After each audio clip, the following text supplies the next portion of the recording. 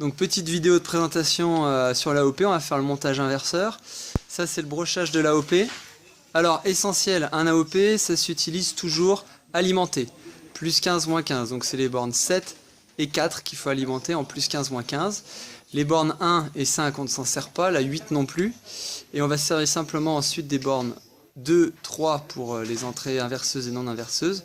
Et la sortie 6. Voilà, donc c'est relativement simple. Attention, le détrompeur c'est un petit rond comme ça qu'on voit pas très bien sur l'AOP, donc il faut bien le regarder, il faut évidemment mettre l'AOP dans le bon sens. Donc l'AOP on va commencer par l'alimenter, puis ensuite on va faire tout le schéma autour. Alors l'AOP sur la platine, le voilà, le petit AOP. Alors on le met dans le bon sens, c'est-à-dire que le rond est à gauche ici sur la platine. Voilà, le rond est à gauche ici sur la platine. Et donc on commence par faire le plus 15 moins 15 pour alimenter l'AOP. Alors vous voyez sur le schéma du montage inverseur ici, le plus 15 moins 15 est précisé parce que c'est notre premier montage. Tous les autres montages d'AOP sous-entendent que l'AOP est alimentée, sinon ça n'a pas de sens. Donc après on le met le plus, c'est plus sur les montages le plus 15 moins 15, mais si on met un AOP ça veut dire qu'il est alimenté. Alors, du coup le plus 15 moins 15 on va le réaliser avec l'alimentation stabilisée ici. Alors, pour ça, on la met en série. Et le 0 volt, c'est cette borne-là noire, c'est aussi cette rouge-là d'ailleurs, puisque les deux sont reliés quand on met le commutateur en série. Il faut appuyer sur le bouton de gauche ici. Alors, on va vérifier le plus 15 moins 15 grâce à mon fidèle assistant. Ici, donc le plus 15, c'est entre ces deux bornes. On regarde au multimètre. Voilà, le multimètre nous affiche joyeusement plus 15 volts, enfin à peu près. Et puis le moins 15, allez-y, enlevez juste le rouge. Sur le bleu, voilà, parfait. Merci bien. Moins 15. Évidemment, on profite de ces couleurs pour aller se connecter exactement comme ça sur la platine, avec ici plus 15 et moins 15, bleu et rouge, qu'on retrouve plus loin sur la platine, sur les petits borniers V+, et V-. Donc, c'est ce bornier-là, V+, si je me souviens bien, V+, c'est plus VCC, pardon, c'est la borne 7. Donc, avec le petit fil rouge qu'on voit ici, on va à la borne 7. Alors, on voit pas très bien, mais il faut compter comme ça. 1, 2, 3, 4, 5, 6, 7. Donc la 7, c'est le plus VCC. Le moins VCC, c'est la 4. Donc c'est ce câble bleu ici qui fait le tour. Là. Hop. Voilà. Et à la 4, on a le moins VCC. Donc ça y est, l'AOP est alimentée. Petite astuce aussi, au moment de brancher. Alors évidemment, on vérifie le plus 15, moins 15 d'abord. Et au moment de brancher, on regarde si on n'a pas des gros débits de courant ici. Parce que si c'est le cas, soit l'AOP est grillée, soit on a fait une erreur.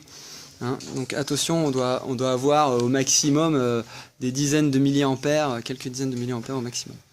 Voilà, donc maintenant on va faire le reste du montage. Là on a juste branché le plus 15 et le moins 15.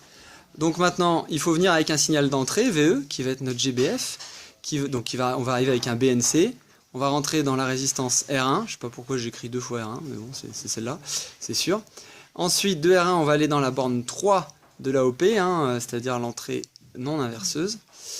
Donc on fait ça, vous voyez le GBF est ici, hop, le BNC descend ici, et donc j'arrive sur la résistance R1 ici, et avec mon petit fil rouge, j'arrive à la borne 2.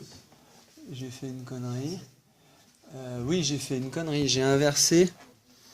Oui, excusez-moi sur le schéma, putain, faut le faire. Vous pouvez effacer là, faut inverser la 2 et la 3 là. Non, bah, je le fais, ils ont peur. J'ai pas. Hop. Erreur. La 2 et la 3. Donc voilà, faut bien regarder la vidéo jusqu'au bout. Voilà, hop. Donc c'est bien, excusez-moi, je passe par R1 et je vais dans la 2. Et une fois que je suis allé dans la 2, je vais aussi dans R2 qui rejoint la sortie, c'est-à-dire la 6. Donc c'est ce qui se passe ici. Je passe dans R2 et avec ce câble noir ici qui est un petit peu long, vous voyez, je vais à la borne 6, tout là-haut, qui se trouve être aussi mon signal de sortie, la borne 6, que je retrouve ici sur le silo que je suis en train de faire. Donc voilà, c'est tout, et puis il faut relier évidemment la 3 à la masse, et non pas la 2 comme tout à l'heure. Donc c'est la 3 à la masse, c'est ce petit câble. La netteté n'est pas terrible, mais ce petit câble ici, 3 à la masse. Bon, eh bien, qu'est-ce que j'ai mis comme résistance? J'ai mis R1 1 kΩ, R2 10 kΩ, d'après la formule de l'inverseur qu'on a vu en TD, en cours magistral, etc. Allez, voilà. Et ben on sait qu'on a un facteur 10, alors moins 10, c'est-à-dire que ça va être inversé VS et VE, puisqu'on a 10 kg en haut et 1 kg en bas. Donc c'est ce qu'on a ici. Là en entrée, j'envoie 1 volt crête à crête, ici en entrée, que je retrouve ici sur la voie 1 de mon oscillo, vous voyez, channel 1, 1 volt crête à crête, et en sortie, 10 fois plus, hein, puisque la base de la sortie est 5 volts par carreau contre 500 millivolts pour la voie 1. Donc on a bien notre là je suis à 1 kHz, hein, on a bien notre montage inverseur qui fonctionne.